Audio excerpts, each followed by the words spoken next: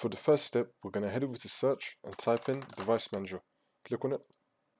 Once on this, we're going to expand system devices. Then you want to find high precision event timer. You want to right click on it and then click on disable and then click on yes. For the second step, we're going to head over to search and type in edit power plan. Click on it. Once on it, we're going to click on power options on the top. Then you want to select high performance. If you don't see high performance, and it might be here next to show additional plans, you want to click on it and then you can select it here.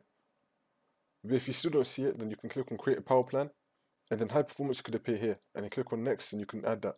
But if you don't have high performance after you do all these options, then you could just stay on balanced. For the next step, we're going to head over to search and type in services. Click on it.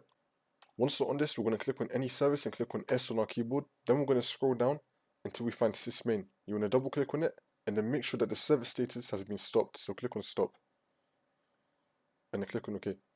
For the next step, we're going to head over to search and type in task manager. Click on it. Once we're on this, we're going to click on startup apps. Then you want to disable all the apps that you don't want to start when your computer turns on. So for example, if I don't want Logitech G to start when my computer turns on, I'm going to click on it and then click on disable. And then the status here will have changed to disabled. Once you do everything in this video, you want to restart your computer and then the problem should be fixed.